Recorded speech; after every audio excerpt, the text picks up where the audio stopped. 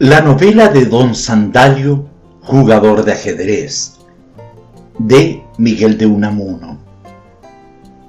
Prólogo.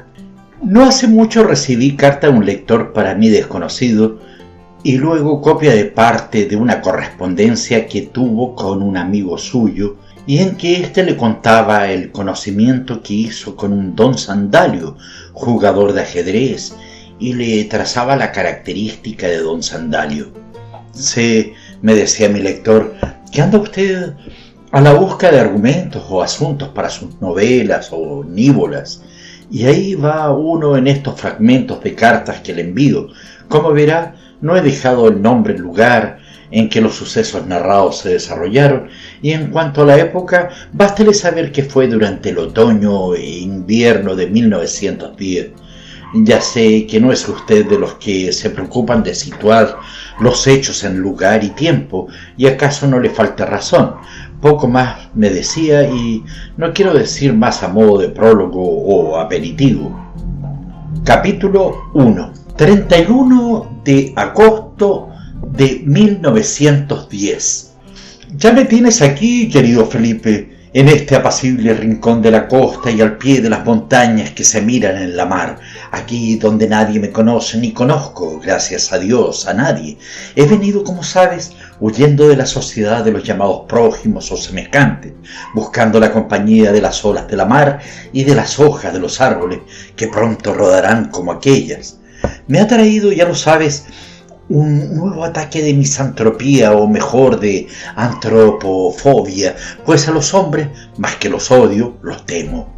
Y es que se me ha exacerbado aquella lamentable facultad que, según Gustave Flaubert, se desarrolló en los espíritus de su Bouvard y su Pécuchet, y es la de ver la tontería y no poder tolerarla.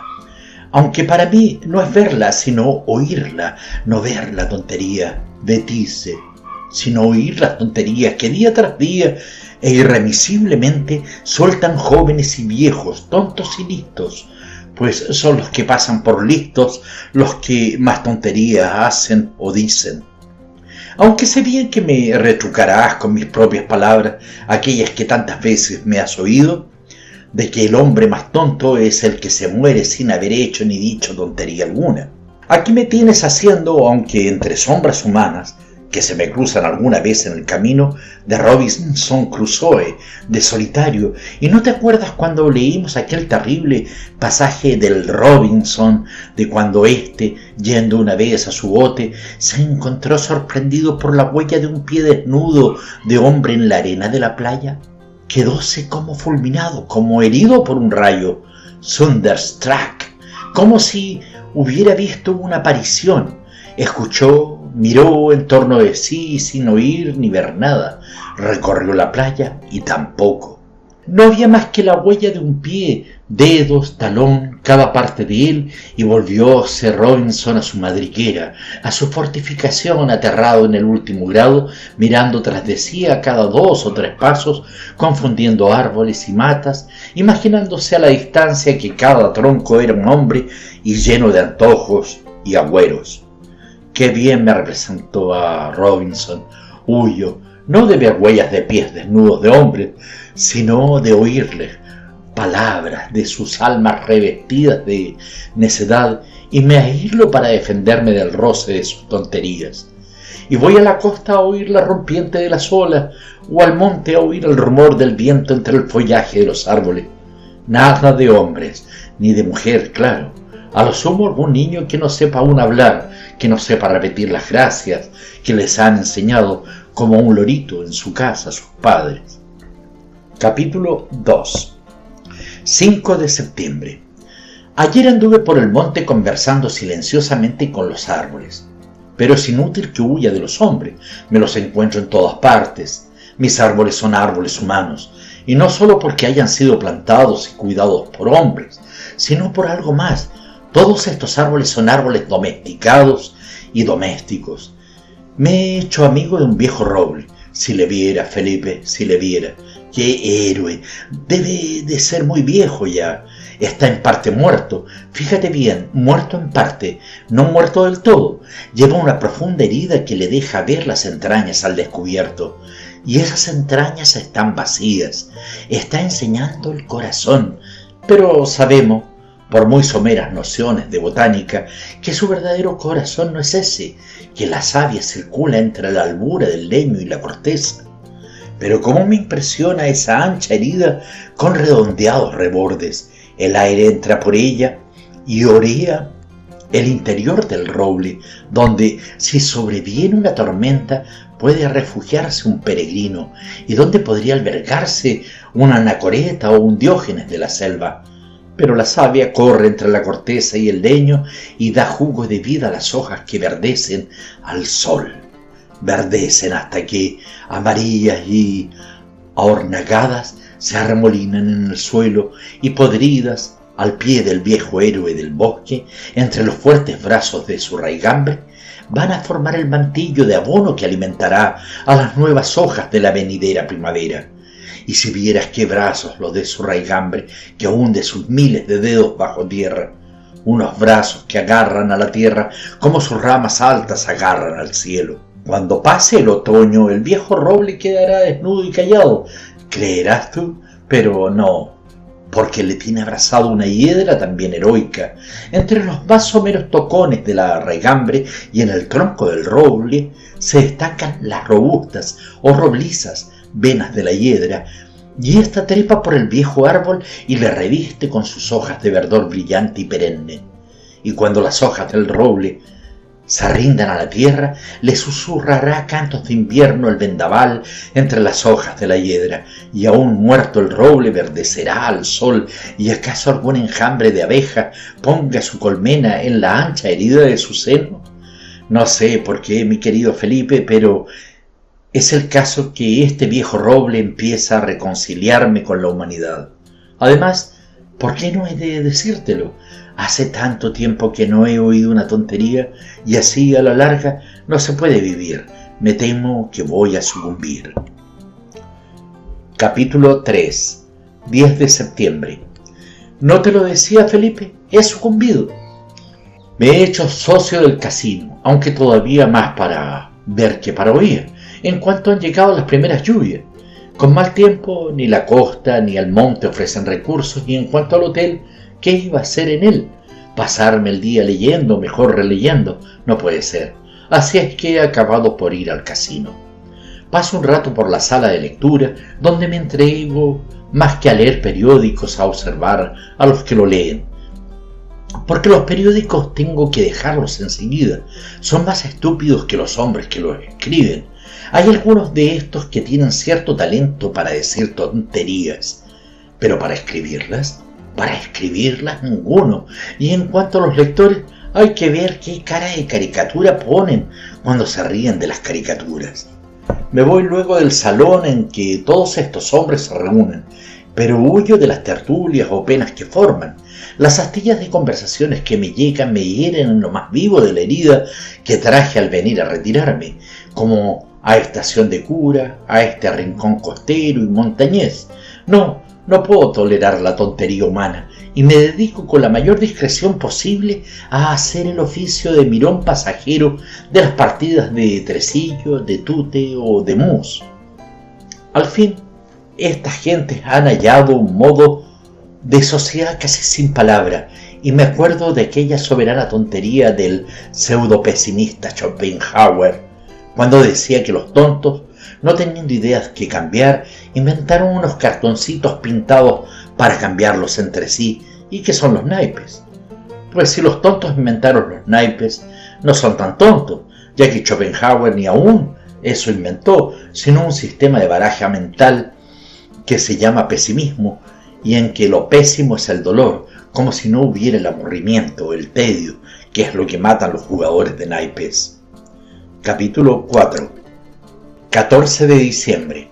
Empiezo a conocer a los socios del casino, a mis consocios, pues me he hecho a ser socio, aunque transeúnte, claro que es de vista, y me entretengo en irme figurando lo que estarán pensando. Naturalmente que mientras que se callan, porque en cuanto dicen algo ya no me es posible figurarme lo que puedan pensar. Así es que en mi oficio de mirón prefiero mirar las partidas de tresillo a mirarlas de mus, pues en estas hablan demasiado. Todo es barullo de envido, quiero, 5 más, 10 más, órdago. Me entretiene un rato, pero luego me cansa el órdago, que parece es palabra vascuense, que quiere decir ahí está. Me divierte bastante, sobre todo cuando se lo lanza el uno al otro en ademán de gallito de pelea. Me atraen más las partidas de ajedrez, pues ya sabes que el mismo se da en ese vicio solitario de 2 en compañía, si es que eso es compañía, pero aquí, en este casino, no todas las partidas de ajedrez son silenciosas, ni de soledad de 2 en compañía, sino que suele formarse un grupo con los mirones, y estos discuten las jugadas con los jugadores y hasta meten mano en el tablero. Y sobre todo una partida entre un ingeniero de montes y un magistrado jubilado, que es lo más pintoresco que cabe. Ayer el magistrado, que debe de padecer de la vejiga, estaba inquieto y desasosegado, y como le dijeron que se fuese al urinario, manifestó que no se iba solo, sino con el ingeniero, por temor de que entre tanto éste no le cambiase la posición de las piezas. Así es que se fueron los dos, el magistrado a evacuar a aguas menores y el ingeniero a escoltarle, y entre tanto los mirones alteraron toda la composición del juego. Pero hay un pobre señor que es hasta ahora el que más me ha interesado. Le llaman muy pocas veces, pues apenas hay quien le dirija la palabra, como él no se la dirige a nadie. Le llaman o se llama Don Sandalio, y su oficio parece ser el de jugador de ajedrez. No he podido continuar nada de su vida, ni en rigor me importa gran cosa. Prefiero imaginármela. No viene al casino más que a jugar al ajedrez y lo juega, sin pronunciar apenas palabra, con una avidez de enfermo. Fuera del ajedrez parece no haber mundo para él. Los demás socios le respetan o acaso le ignoran, si bien, según he creído notar, con un cierto dejo de lástima. ¿Acaso se le tiene por un maníaco? Pero siempre encuentra, tal vez por compasión, quien le haga la partida. Lo que no tiene es mirones. Comprenden que la mironería le molesta y le respetan. Yo mismo no me he atrevido a acercarme a su mesilla, y eso que el hombre me interesa. Le veo tan aislado en medio de los demás, tan metido en sí mismo, o mejor en su juego, que parece ser para él como una función sagrada, una especie de acto religioso. ¿Y cuando no juega, qué hace? Me he preguntado, ¿cuál es la profesión con que se gana la vida? ¿Tiene familia? ¿Quiere a alguien? ¿Guarda dolores y desengaños? ¿Lleva alguna tragedia en el alma?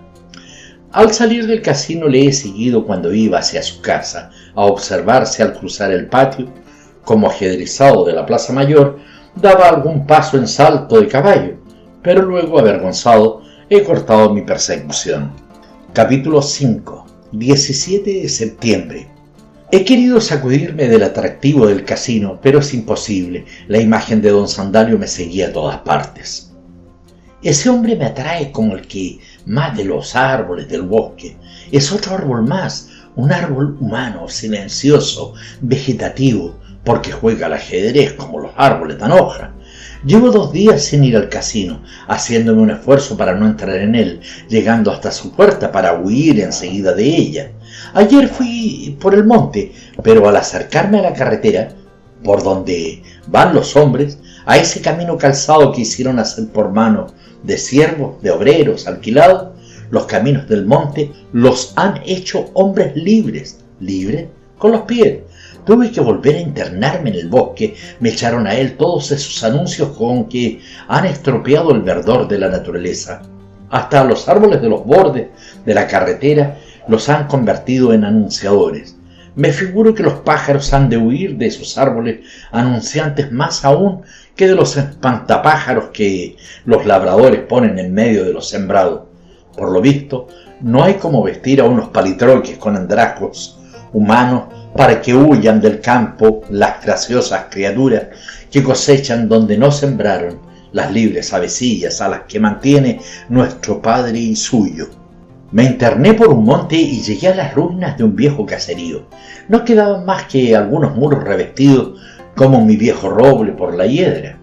En la parte interior de uno de esos muros medio derruidos, en la parte que formó antaño el interior de la casa, quedaba el resto del que fue hogar de la chimenea familiar, y en esta la huella del fuego de leña que allí ardió, el hollín que aún queda, hollín sobre el que brillaba el verdor de las hojas de la hiedra. Sobre la hiedra revoloteaban unos pajarillos. ¿Acaso en ella, junto al cadáver de lo que fue hogar, han puesto su nido? Y no sé por qué me acordaba de don Sandalio, este producto tan urbano, tan casinero, y pensaba que, por mucho que quiera huir de los hombres, de sus tonterías, de su estúpida civilización, sigo siendo hombre, mucho más hombre de lo que me figuro, y que no puedo vivir lejos de ellos. Si es su misma necedad de lo que me atrae, si la necesito para irritarme por dentro de mí. Está visto que necesito a don Sandalio, que sin don Sandalio no puedo ya vivir. Capítulo 6. 20 de septiembre. Por fin ayer no pude más.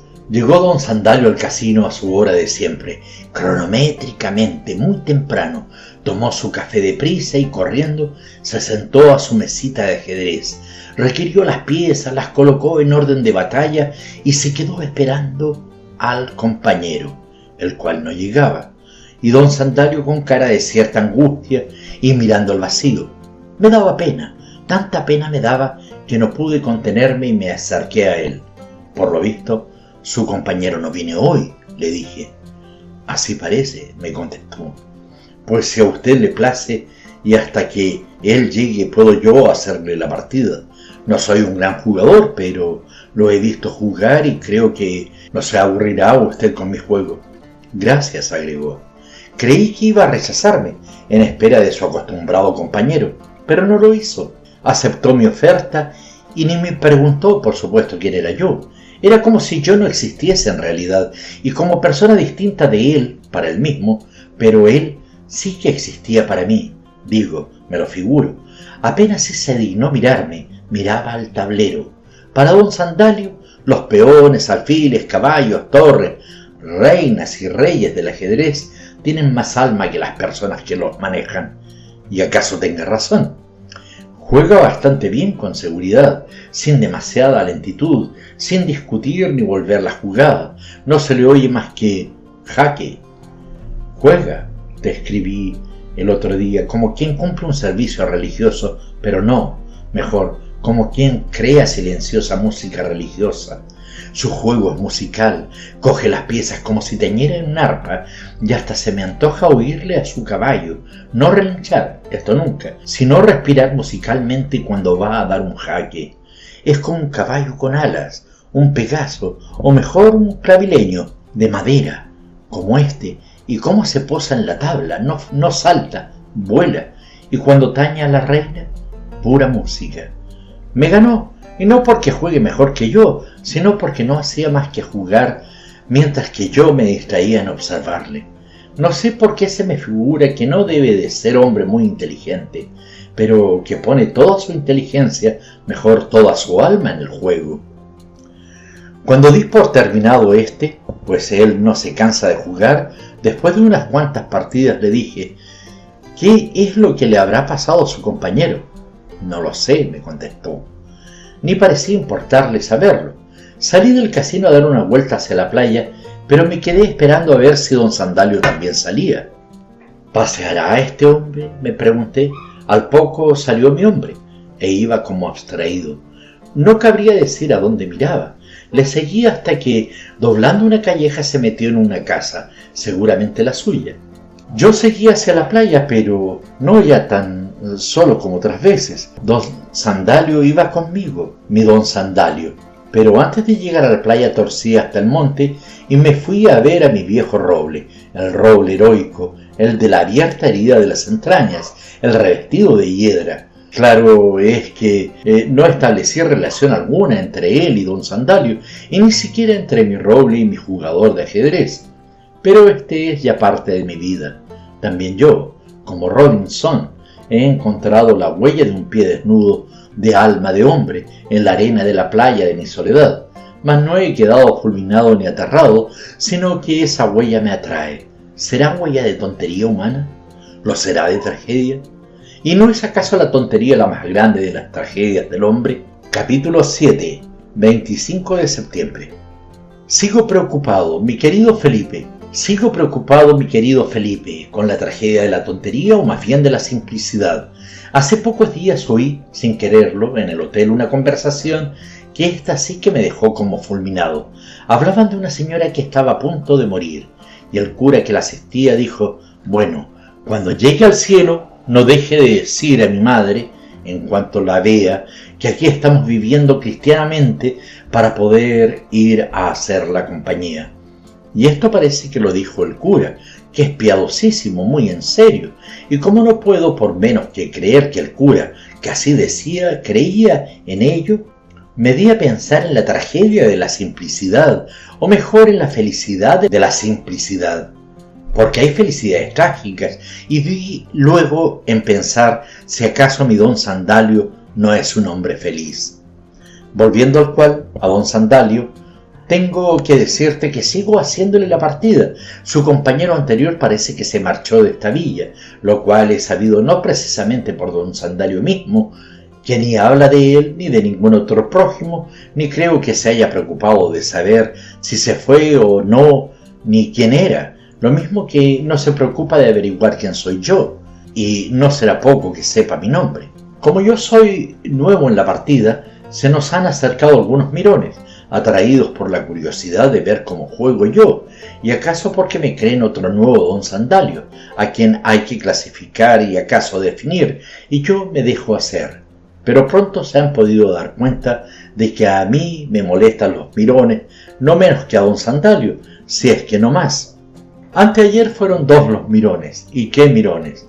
Porque no se limitaron a mirar o a comentar la palabra, las jugadas, sino que se pusieron a hablar de política, de modo que no me pude contener y les dije: ¿pero se callarán ustedes? Y se marcharon. ¡Qué mirada me dirigió don Sandalio! ¡Qué mirada de profundo agradecimiento!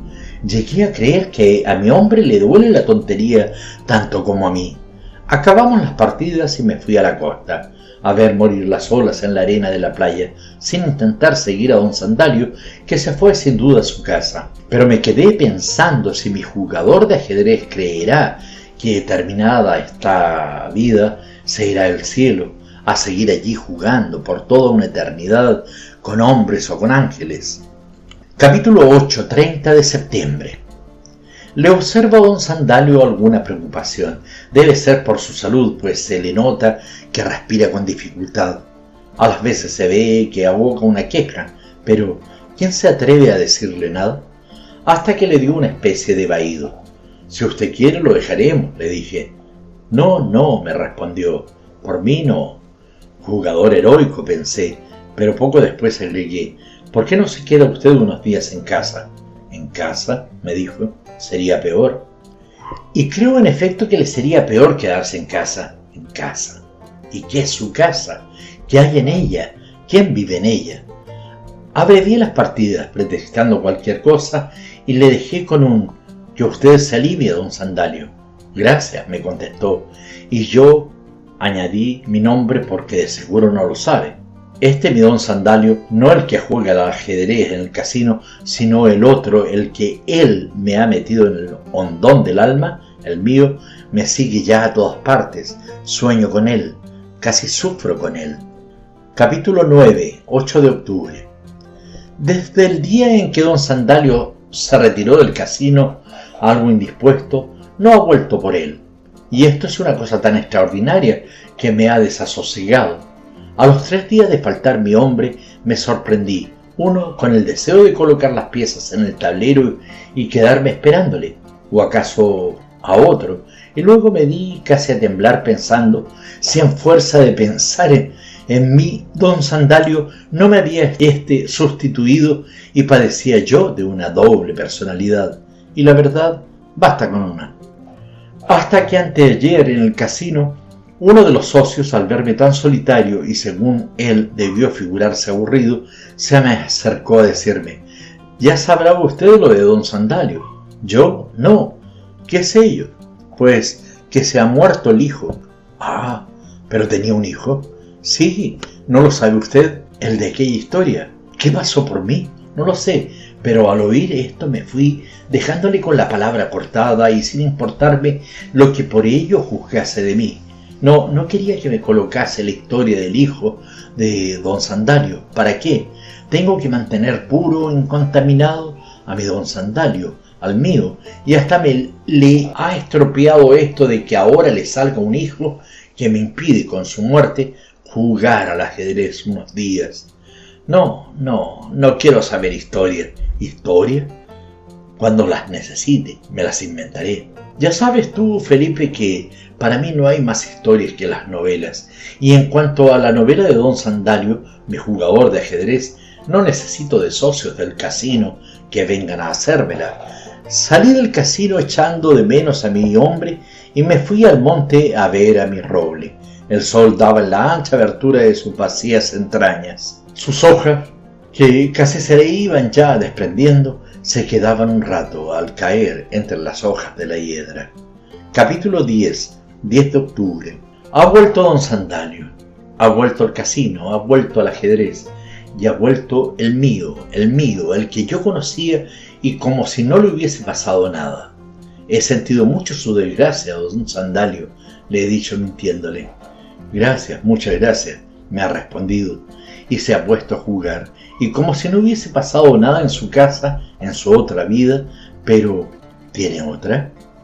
He dado en pensar que, en rigor, ni él existe para mí ni yo para él, y sin embargo, al acabar las partidas me he ido a la playa, pero preocupado con una idea que te ha de parecer, de seguro, pues te conozco, absurda, y es la de que seré como seré yo para don Sandalio.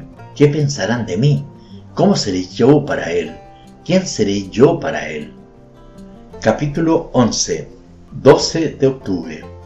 Hoy no sé, querido Felipe, qué demonio tonto me ha atentado, que se me ha ocurrido proponerle a don Sandalio la solución de un problema de ajedrez. ¿Problemas?, me ha dicho. No me interesan los problemas, basta con los que el juego mismo nos ofrece sin ir más a buscarlos. Es la vez que le he oído más palabras seguidas a mi don Sandalio, pero ¿qué palabra? Ninguno de los mirones del casino las habría comprendido como yo, a pesar de lo cual me he ido luego a la playa a buscar los problemas que se me antoja que me proponen las olas de mar. Capítulo 12, 14 de octubre. Soy incorregible, Felipe. Soy incorregible, pues como si no fuese bastante la lección de anteayer me dio don Sandalio, hoy he pretendido colocarle una disertación sobre el alfil, pieza que manejo mal.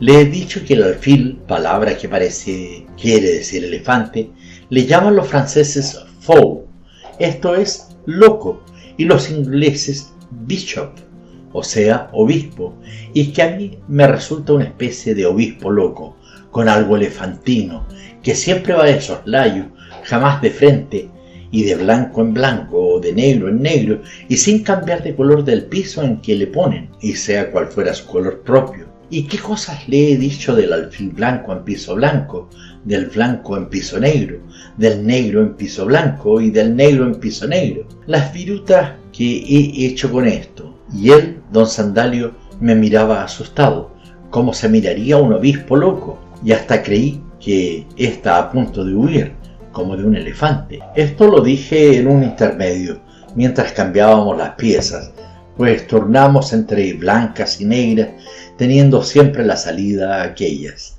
La mirada de don Sandalio era tal que me desconcertó. Cuando he salido del casino iba pensando si la mirada de don Sandalio tendría razón, si no es que me he vuelto loco, y hasta me parecía así en mi terror de tropezar con la tontería humana, en mi terror de encontrarme con la huella del pie desnudo del alma de un prójimo. No iba caminando de soslayo como un alfil sobre piso blanco negro. Te dijo, Felipe, que este don Sandalio me vuelve loco. Capítulo 13, 23 de octubre. No te he escrito, mi querido Felipe, en estos 8 días porque he estado enfermo, aunque acaso más de aprehensión que de enfermedad. y además me entretenía tanto la cama, se me pegaban tan amorosamente las sábanas. Por la ventana de mi alcoba veo, desde la cama misma, la montaña próxima, en la que hay una pequeña cascada. Tengo sobre la mesilla de noche unos prismáticos, y me paso largos ratos contemplando con ellos la cascada. Y qué cambios de luz los de la montaña. He hecho llamar al médico más reputado de la villa, el doctor Casanueva, el cual ha venido dispuesto, ante todo, a combatir la idea que yo tuviese de mi propia dolencia, y solo ha conseguido preocuparme más. Se empeña en que yo voy desafiando las enfermedades, y todo porque suelo ir con frecuencia al monte. Ha empezado por recomendarme que no fume, y cuando le he dicho que no fumo nunca, no sabía ya qué decir. No ha tenido la resolución de aquel otro galeno que, en caso análogo, le dijo al enfermo: pues entonces fume usted. ¿Y acaso tuvo razón? Pues lo capital es cambiar de régimen. Casi todos estos días he guardado cama, y no en rigor porque ello me hiciera falta, sino porque así rumiaba mejor mi relativa soledad. En realidad he pasado lo más del tiempo de esos 8 días traspuestos y en un estado entre la vela y el sueño, sin saber si soñaba la montaña que tenía enfrente o si veía delante de mí a don Sandalio ausente. Porque ya te puedes figurar que mi don Sandalio ha sido mi principal ensueño de enfermedad. Me ilusionaba pensar que en estos días se haya definido más, que acaso haya cambiado, que cuando le vuelva a ver en el casino y volvamos a jugar nuestras partidas, le encuentre otro. Y entre tanto pensará en mí, me echará de menos en el casino, habrá encontrado en algún otro consocio que le haga la partida, habrá preguntado por mí, ¿existo yo para él? Hasta he tenido una pesadilla, y es que me he figurado don Sandalio como un terrible caballo negro, caballo de ajedrez por supuesto, que se me venía encima a comerme, y yo era un pobre alfil blanco, un pobre obispo loco y elefantino que estaba defendiendo al rey blanco para que no le dieran mate. Al despertarme de esta pesadilla, cuando iba rayando el alba, sentí una gran opresión en el pecho y me puse a hacer largas y profundas inspiraciones y expiraciones, así como gimnástica, para ver de entonces entonar este corazón que el doctor Casanueva cree que está averiado. Y luego me he puesto a contemplar con mis prismáticos cómo los rayos del sol naciente daban en el agua de la cascada de la montaña frontera. Capítulo 14. 25 de octubre. No más que pocas líneas en esta postal. He ido a la playa y aquí estaba sola, más sola aún por la presencia de una sola joven que se paseaba al borde de las olas. Le mojaban los pies. La he estado observando sin ser visto de ella. Ha sacado una carta, la ha leído, ha bajado sus brazos teniendo con las 2 manos la carta, los ha vuelto a alzar y ha vuelto a leerla. Luego la ha roto en cachitos menudos, doblándola y volviéndola a doblar para ello. Después ha ido lanzando uno a uno, cachito a cachito, al aire que los llevaba, mariposas de olvido. Oh, la rompiente. Hecho esto, ha sacado el pañuelo, se ha puesto a sollozar y se ha enjugado los ojos. El aire de la mar ha acabado de enjugárselas. Y nada más. Capítulo 15. 26 de octubre. Lo que hoy tengo que contar, mi querido Felipe, es algo inaudito, algo tan sorprendente que jamás se le podría haber ocurrido al más ocurrente novelista. Lo que te probará cuánta razón tenía aquel nuestro amigo, quien llamábamos Pepe el Gallo, que cuando estaba traduciendo cierto libro de sociología nos dijo: no puedo resistir estos libros sociológicos de ahora, estoy traduciendo uno sobre el matrimonio primitivo y todo se le vuelve al autor, que si los algonquinos se casan de tal manera, los chipenais de tal otra, los cafres de este modo, y así los demás. Antes llenaban los libros de palabras, ahora los llenan de esto que llaman hechos o documentos. Lo que no veo por ninguna parte son ideas. Yo por mi parte, si se me ocurriera inventar una teoría sociológica, la apoyaría en hechos de mi invención, seguro como estoy de que todo lo que un hombre puede inventar ha sucedido, sucede o sucederá alguna vez. ¿Qué razón tenía nuestro buen Pepe? Pero vamos al hecho, o si quieres al suceso.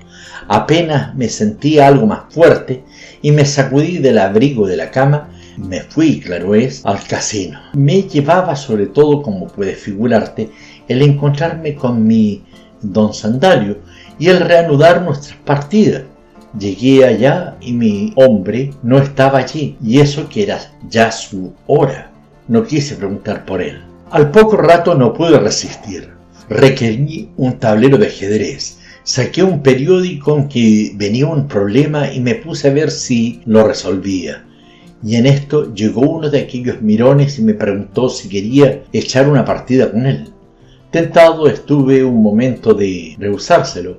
Este consorcio, antes mirón y ahora compañero de juego, resultó ser uno de esos jugadores que no saben estarse callados. No hacía sino anunciar las jugadas, comentarlas, repetir estribillo y, cuando no, tararear alguna cancioncilla.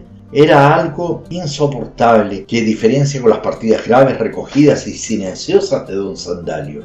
Al llegar acá se me ocurre pensar que si el autor de estas cartas las tuviera que escribir ahora, en 1930, compararía las partidas con don Sandalio al cine puro, gráfico representativo, y las partidas con el nuevo jugador al cine sonoro, y así resultarían partículas sonoras o zumbadas.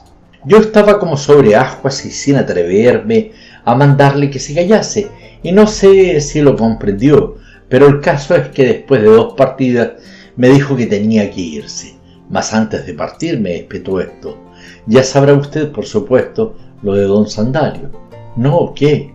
Pues que le han metido ya en la cárcel. ¿En la cárcel?, exclamé como fulminado. Pues claro, en la cárcel. Ya comprenderá usted, comenzó, y yo atajándole: no comprendo nada. Me levanté y casi sin despedirme de él me salí del casino. ¿En la cárcel?, me iba diciendo. ¿En la cárcel? ¿Por qué? Y en último caso, ¿qué me importa? Lo mismo que no quise saber lo de su hijo cuando se le murió este. No quiero saber por qué le han metido en la cárcel. Nada me importaba de ello, y acaso a él no le importe mucho más si es como yo me le figuro, como yo me le tengo hecho, acá para mí. Mas a pesar de todo, este suceso imprevisto cambiaba totalmente el giro de mi vida íntima.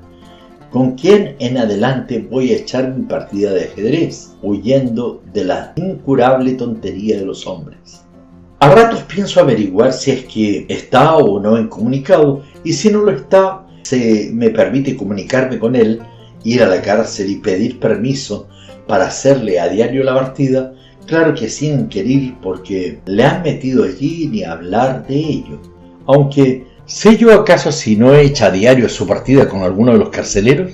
¿Cómo puedes figurarte? Todo esto ha transformado todos los planes de mi soledad. Capítulo 16, 28 de octubre. Huyendo al casino, huyendo de la villa, huyendo de la sociedad humana que inventa cárceles, me he ido por el monte, lo más lejos posible de la carretera.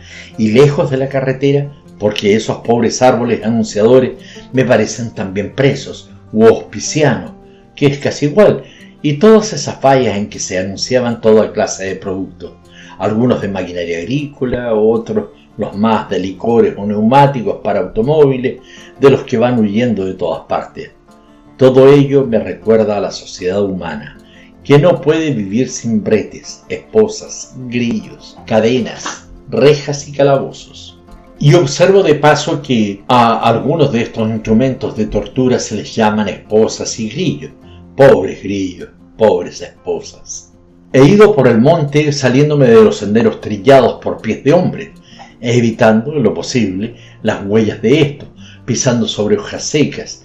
Empiezan ya a caer y me he ido hasta las ruinas de aquel viejo caserío de que, ya te dije, el resto de cuya chimenea de hogar enovillada abriga hoy el follaje de la hiedra en que anidan los pájaros de campo. ¿Quién sabe si cuando el caserío estuvo vivo, cuando en él chisporroteaba la leña del hogar y en este hervía el puchero de la familia, no había allí cerca alguna jaula en que de tiempo en tiempo cantaba un jilguero prisionero?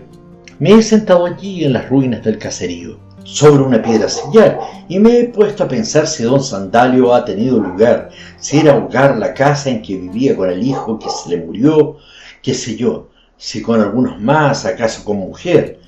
¿La tenía? ¿Es viudo? ¿Es casado?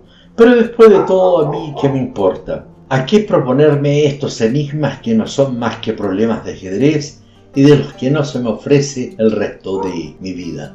Me he sentado allí en las ruinas del caserío, sobre una piedra sillar, y me he puesto a pensar si don Sandalio ha tenido hogar, si era hogar la casa en que vivía con el hijo que se le murió. ¿Qué sé yo si con alguno más, acaso con mujer? ¿La tenía? ¿Es viudo? ¿Es casado? Pero después de todo, ¿a mí qué me importa? ¿A qué proponerme estos enigmas que no son más que problemas de ajedrez y de los que no me ofrece el juego de mi vida? ¿A qué no me los ofrece? Tú sabes, mi Felipe, que yo sí que no tengo, hace ya años hogar, que mi hogar se deshizo y que hasta el hollín de su chimenea se ha desvanecido en el aire. Tú sabes que a esa pérdida de mi hogar se debe la agrura con que me hiere la tontería humana. Un solitario fue Robinson Crusoe, un solitario fue Gustavo Flaubert, que no podía tolerar la tontería humana. Un solitario me parece don Sandalio, y un solitario soy yo, y todo solitario. Felipe, mi Felipe, es un preso, es un encarcelado, aunque ande libre. ¿Qué era don Sandalio más solitario aún? En la celda de su prisión, ¿se habrá resignado ya y habrá pedido un tablero de ajedrez y un librito de problemas para ponerse a resolverlos? ¿O se habrá puesto a inventar problemas, de lo que apenas me cabe duda, o yo me equivoco mucho respecto a su carácter? Y no cabe que me equivoque en mi don Sandalio, es de que no se le da un bledo de problema o de los problemas que le planteé el juez con sus indagatorias. ¿Y qué haré yo mientras don Sandalio siga en la cárcel de esta villa a la que vine a refugiarme de la incurable persecución de mi antropofobia?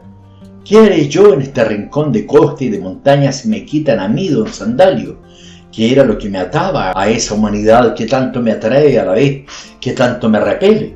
Y si don Sandalio sale de la cárcel y vuelve al casino, y en el casino al ajedrez, ¿qué va a hacer si no? ¿Cómo voy a jugar con él? Ni cómo voy siquiera a poder mirarle a la cara sabiendo que ha estado encarcelado y sin saber por qué. No, a don Sandalio le han matado con eso de haberle encarcelado. Presiento que ya no va a salir de la cárcel, va a salir de ella para hacer el resto de su vida un problema suelto. Imposible. No sabes, Felipe, en qué estado de ánimo dejé las ruinas del viejo caserío. Iba pensando que acaso me convendría hacer construir en ellas una celda de prisión, una especie de calabozo, y encerrarme allí. O ¿no será mejor que me lleven como a Don Quijote en una jaula de madera, en un carro de bueyes, viendo al pasar el campo abierto en que se mueven los hombres cuerdos que se creen libres, o los hombres libres que se creen cuerdos? Y es lo mismo en el fondo. Don Quijote, otro solitario como Robinson y como Bouvard y como Pecuchet, otro solitario a quien un grave eclesiástico, henchido de toda la tontería de los hombres cuerdos, le llamó Don Tonto, le disputó mentecato y le echó en cara sandeces y vaciedades.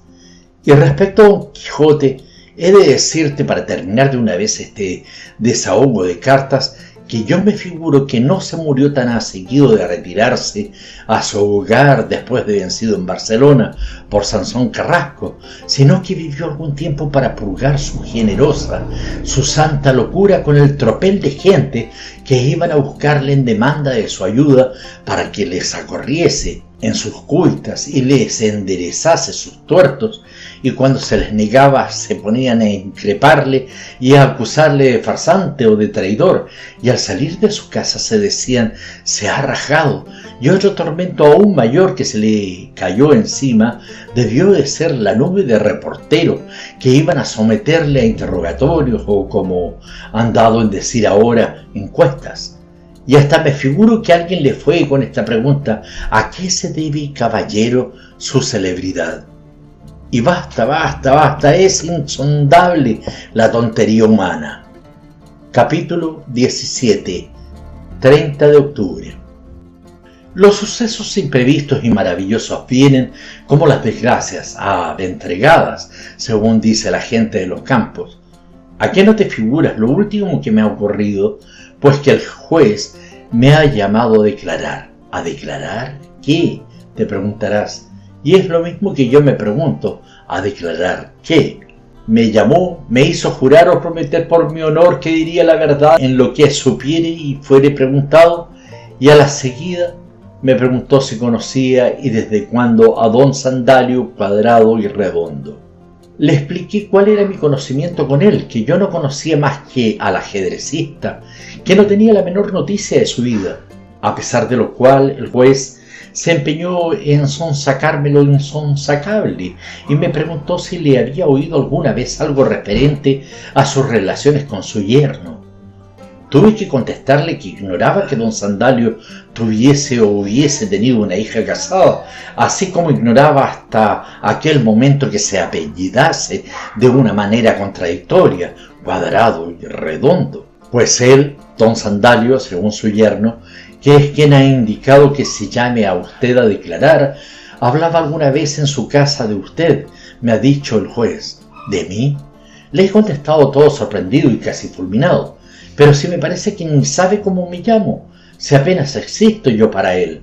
Se equivoca usted, señor mío. Según su yerno, pues le aseguro, señor juez, le he dicho que no sé de don Sandalio nada más que lo que le he dicho y que no quiero saber más. El juez parece que se ha convencido de mi veracidad y me ha dejado ir sin más enquisa. Y aquí me tienes todo confuso por lo que se está haciendo mi don Sandalio. Volveré al casino. Volveré a que me llenan astillas de las conversaciones que sostienen aquellos socios que tan fielmente me representan a la humanidad media, al término medio de la humanidad. Te digo, Felipe, que no sé qué hacer. Capítulo 18, 4 de noviembre. Y ahora llega, Felipe, lo más extraordinario y lo más fulminante, y es que don Sandalio se ha muerto en la cárcel. Ni sé bien cómo lo he sabido, lo he oído acaso en el casino donde comentaban esa muerte, y yo, huyendo de los comentarios, he huido del casino, yéndome al monte. Iba como sonámbulo, no sabía lo que me pasaba, y he llegado al roble, a mi viejo roble, como empezaba yo a llenarme refugiado en sus abiertas entrañas. Me he metido allí, acurrucado como estaría Diógenes en su tonel, en la ancha herida, y me he puesto a soñar mientras el viento remolinaba las hojas secas a mis pies y a los del roble. ¿Qué me ha ocurrido allí? Porque de pronto me ha invadido una negra congoja y me he puesto a llorar, así como lo oye, Felipe, a llorar la muerte de mi don Sandalio. Sentía dentro de mí un vacío inmenso, aquel hombre a quien no le interesaban los problemas forjados sistemáticamente, los problemas que traen los periódicos en la sección de jeroglíficos, logogrifos, charadas y congéneres, aquel hombre a quien se le había muerto un hijo, que tenía o había tenido una hija casada y un yerno, aquel hombre a quien le habían metido en la cárcel y en la cárcel se había muerto, aquel hombre se me había muerto a mí.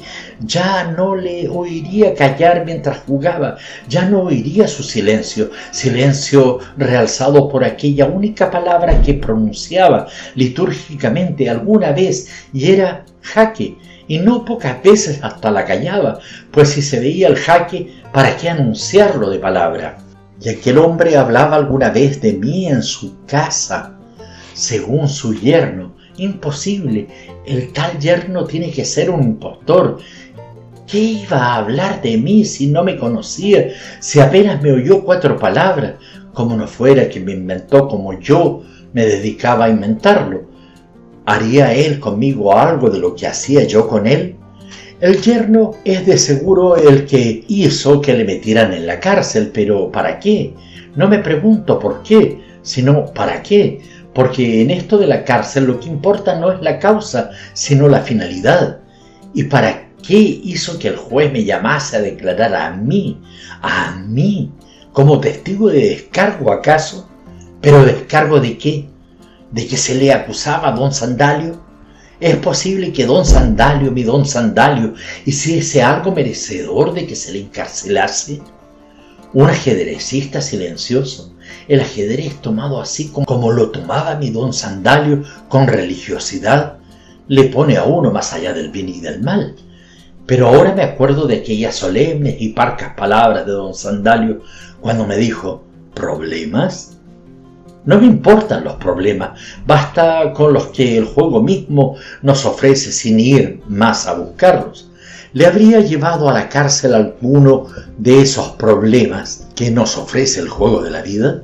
Pero es que mi don Sandalio vivió. Pues, ¿que ha muerto? Claro es que vivió. Mas llego a las veces de dudar de que se haya muerto. Un don Sandalio así no puede morirse, no puede hacer tan mala jugada. Hasta eso de hacer como que se muere en la cárcel me parece un truco. Ha querido encarcelar a la muerte. ¿Resucitará? Capítulo 19. 6 de noviembre. Me voy convenciendo poco a poco, y qué remedio, de la muerte de don Sandalio, pero no quiero volver al casino, no quiero verme envuelto en aquel zumbante oleaje de tontería mansa. Y la mansa es la peor. Es aquella tontería societaria humana. Figúrate, la tontería que les hace asociarse a los hombres los unos con los otros. No quiero oírles comentar la muerte misteriosa de don Sandalio en la cárcel. Aunque para ellos hay misterio. Los más se mueren sin darse cuenta de ello, y algunos reservan para última hora sus mayores tonterías, que se las transmiten en forma de consejos testamentarios a sus hijos y herederos. Sus hijos no son más que sus herederos, carecen de vida íntima, carecen de hogar, jugadores de tresillo, de tute, de mus, jugadores también de ajedrez, pero con tarareos y estribillos y sin religiosidad alguna, no más que mirones aburridos. ¿Quién inventó los casinos? Al fin los cafés públicos, sobre todo cuando no se juega en ellos, cuando no se oye el traqueo del dominó, sobre todo cuando se da libre curso a la charla suelta y pasajera, sin taquígrafos, son más tolerables, hasta son refrescantes para el ánimo. La tontería humana se depura y afina en ellos porque se ríe de sí misma, y la tontería, cuando da en reírse de sí, deja de ser tal tontería. El chiste, el camelo, la pega, la redimen. Pero esos casinos con su reglamento, en el que suele haber aquel infamante artículo de se prohíben las discusiones de religión y de política, ¿y de qué van a discutir? Y con su biblioteca más desmoralizadora aún que la llamada sala del crimen. Esa biblioteca que alguna vez se le enseña al forastero y en la que no falta el diccionario de la Real Academia Española para resolver las disputas con apuesta sobre el valor de una palabra y si está mejor dicha así o de otro modo, mientras que en el café.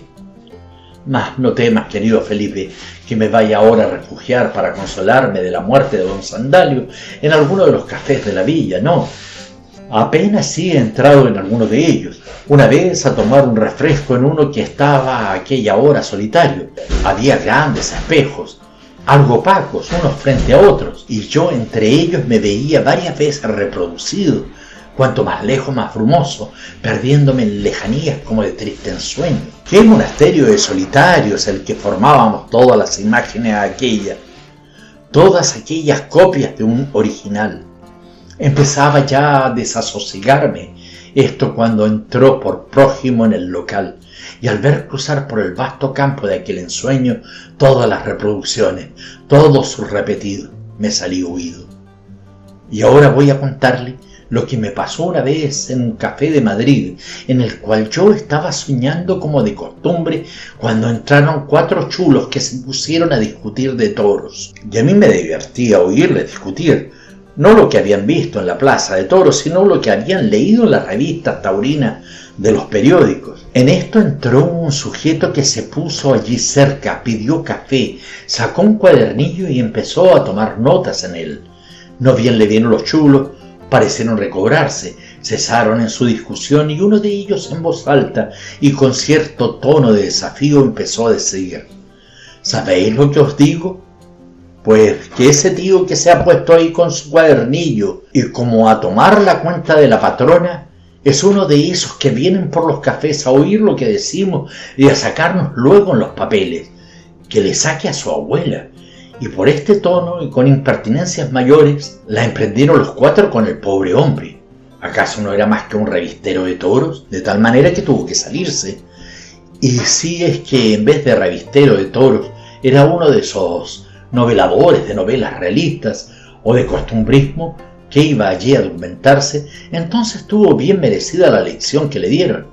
No, yo no voy a ningún café a documentarme, a lo más a buscar una sala de espejos en que nos juntemos, silenciosamente y a distancia, unas cuantas sombras humanas que van esfumándose a lo lejos. Ni vuelvo al casino, no vuelvo a él. Podrás decirme que también el casino es una especie de galería de espejos empañados, que también en él nos vemos. Pero recuerda lo que tantas veces hemos comentado de Píndaro, el que dijo lo de hazte el que eres, pero dijo también, y en relación con ello, lo de que el hombre es sueño de una sombra. Pues bien, los socios del casino no son sueños de sombras, sino que son sombras de sueños, que no es lo mismo. Y si don Sandalio me atrajo allí fue porque le sentí soñar. Soñaba el ajedrez, mientras que los otros son sombras de sueños míos. No vuelvo al casino, no vuelvo a él. El que no se vuelve loco entre tantos tontos es más tonto que ellos. Capítulo 20, 10 de noviembre.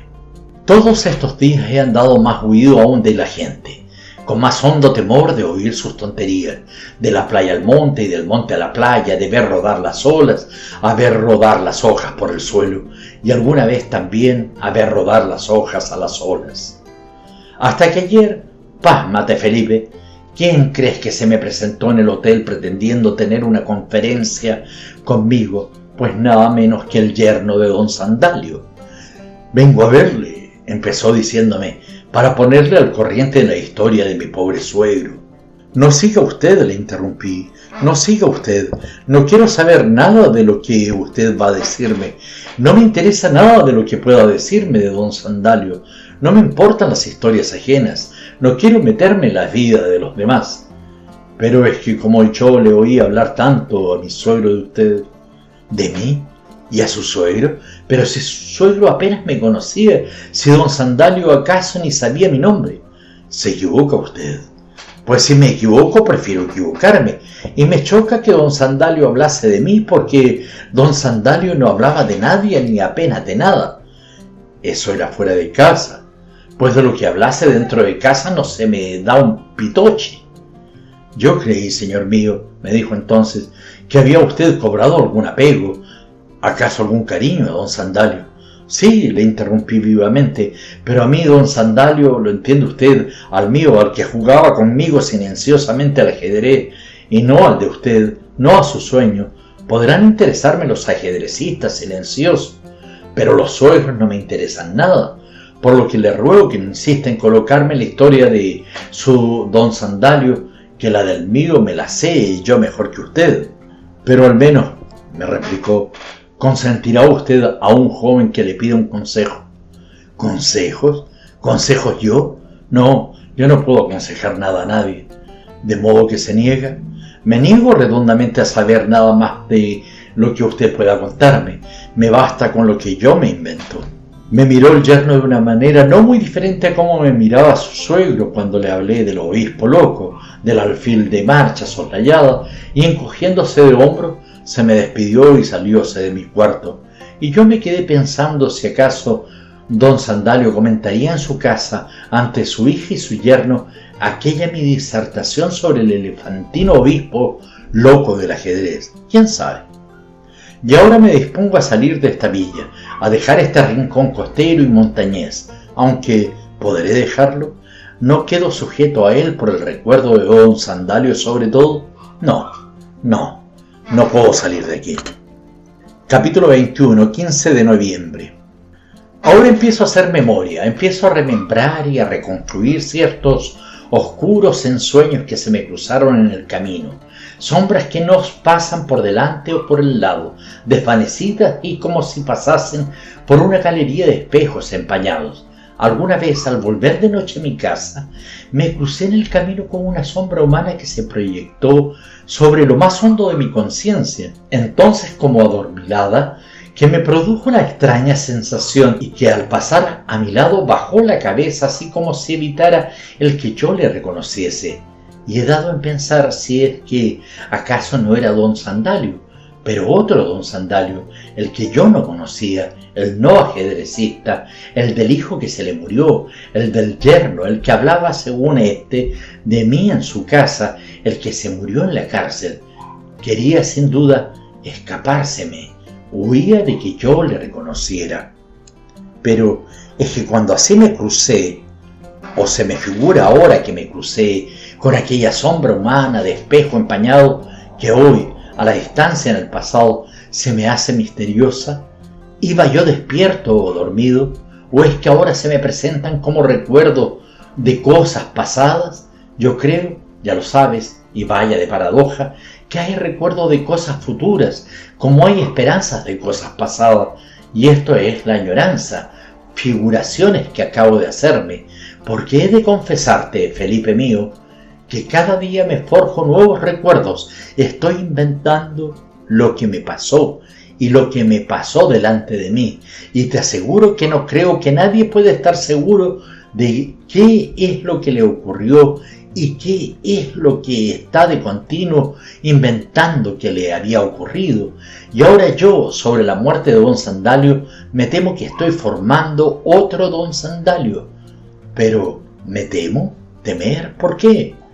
Aquella sombra que se me figura ahora, a trasmano, a redro tiempo, que vi cruzar por la calle con la cabeza baja, la suya o la mía, sería la de don Sandalio, que venía a topar con uno de esos problemas que nos ofrece traidoramente el juego de la vida, acaso con el problema que le llevó a la cárcel y en la cárcel a la muerte.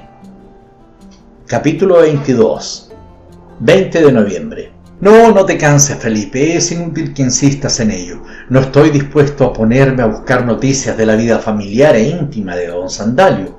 No he de ir a buscar a su yerno para informarme de por qué y cómo fue a parar su suegro a la cárcel, ni de por qué y cómo se murió en ella. No me interesa su historia, me basta con su novela, y en cuanto a esta, la cuestión es soñarla. Y en cuanto a esa indicación que me hace de que averigüe siquiera cómo es o cómo fue la hija de don Sandalio, cómo fue si el yerno de este está viudo por haberse muerto tal hija y cómo se casó, no esperes de mí tal cosa. Te veo venir, Felipe, te veo venir. Tú has echado de menos en toda esta mi correspondencia una figura de mujer y ahora te figuras que la novela que estás buscando, la novela que quieres que yo te sirva, empezará a cuajar en cuanto surja ella, la ella del viejo cuento. Sí, ya sé, buscad a ella, pero yo no pienso buscar ni a la hija de don Sandalio, ni a otra ella que con él pueda tener relación. Yo me figuro que para don Sandalio no hubo otra ella que la reina del ajedrez, esa reina que marcha derecha como una torre, de blanco y negro y de negro y blanco, y a la vez de sesgo, como un obispo loco y elefantino, de blanco en blanco, de negro en negro, esa reina que domina el tablero, pero a cuya dignidad de imperio puede llegar, cambiando de sexo, un triste peón. Esta creo que fue la única reina de sus pensamientos. No sé qué escritor de esos obstinados por el problema del sexo dijo que la mujer es una esfinge sin enigma. Puede ser, pero el problema más hondo de la novela, o sea, del juego de nuestra vida, no está en cuestión sexual, como no está en cuestión de estómago. El problema más hondo de nuestra novela, de la tuya, Felipe, de la mía, de la de don Sandalio, es un problema de personalidad, de ser o no ser, y no de comer o no comer, de amar o ser amado. Nuestra novela, la de cada uno de nosotros, es, si somos más que ajedrecistas, o tresillistas, o tutistas, o casineros, o la profesión, oficio, religión o deporte que quieras, y esta novela se la dejo a cada cual que se la sueñe como mejor le aproveche, le distraiga o le consuele. Puede ser que haya esfinges sin enigmas, y estas son las novelas de que gustan los casineros. Pero hay también enigmas sin esfinge. La reina del ajedrez no tiene el busto, los senos, el rostro de mujer de la esfinge que se sienta al sol entre las arenas del desierto, pero tiene su enigma. La hija de don Sandalio puede ser que fuese esfíngica y el origen de su tragedia íntima, pero no creo que fuese enigmática, y en cambio la reina de sus pensamientos era enigmática, aunque no esfíngica. La reina de sus pensamientos no se estaba sentada al sol entre las arenas del desierto, sino que recorría el tablero de cabo a cabo, ya derechamente, ya de sesgo. ¿Quieres más novela que esta? Capítulo 23, 28 de noviembre. Y dale con la colorada. Ahora te me vienes con eso de que escriba por lo menos la novela de don Sandalio, el ajedrecista. Escríbela tú si quieres. Ahí tienes todos los datos, porque no hay más que los que yo te he dado en estas mis cartas. Si te hacen falta otros, invéntalos, recordando lo de nuestro Pepe el gallego. Aunque en todo caso, ¿para qué quieres más novela que la que te he contado? En ella está todo. Y al que no le baste con ello, que añada de su cosecha lo que necesite. En esta mi correspondencia contigo está toda mi novela del ajedrecista, toda la novela de mi ajedrecista, y para mí no hay otra. ¿Que te quedas con las ganas de más? ¿De otra cosa?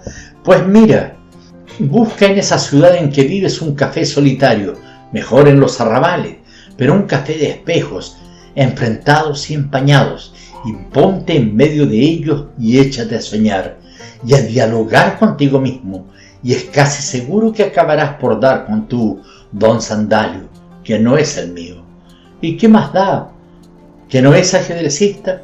Sería billarista o futbolista o lo que fuere, o será novelista, y tú mismo mientras así le sueñes y con él dialogues te harás novelista. Hazte pues, Felipe mío, novelista, y no tendrás que pedir novelas a los demás. Un novelista no debe leer novelas ajenas, aunque otra cosa diga Blasco Ibáñez, que asegura que él apenas lee más que novelas.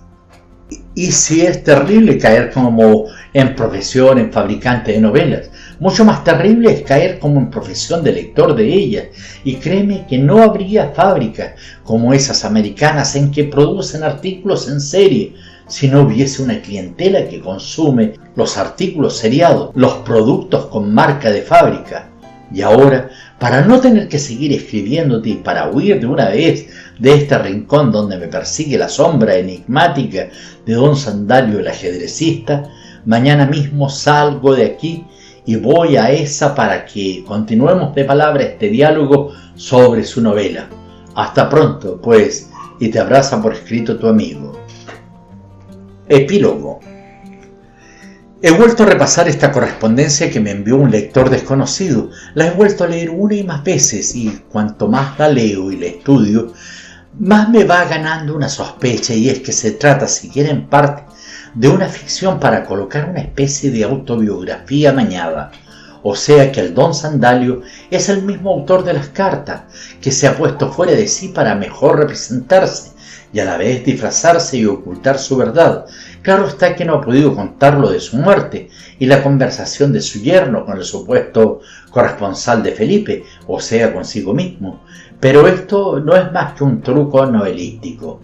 ¿O no será acaso que el don Sandalio, mi don Sandalio del epistolero, no es otro que mi querido Felipe mismo? ¿Será todo ello una autobiografía novelada del Felipe destinatario de las cartas y al parecer mi desconocido lector del mismo? El autor de las cartas, Felipe, don Sandalio el ajedrecista, figuras todas de una galería de espejos empañados. Sabido es, por lo demás, que toda biografía histórica o novelesca, que para el caso es igual, es siempre autobiográfica, que todo autor que supone hablar de otro no habla en realidad más que de sí mismo, y por muy diferente que este sí mismo sea del prójimo, sea de él propio, de él tal cual se cree ser. Los más grandes historiadores son los novelistas, los que más se meten a sí mismos en sus historias, en las historias que inventan. Y por otra parte, toda autobiografía es nada menos que una novela. novelas las Confesiones desde San Agustín, y novelas las de Juan Jacobo Rousseau, y novela el Poesía y Verdad de Goethe, aunque ya al darle el título que les dio a sus memorias, vio con toda su olímpica clarividencia que no hay más verdad verdadera que la poética, que no hay más verdadera historia que la novela. Todo poeta, todo creador, todo novelador, novelar es crear. Al crear personajes se está creando a sí mismo, y si le nacen muertos es que él vive muerto.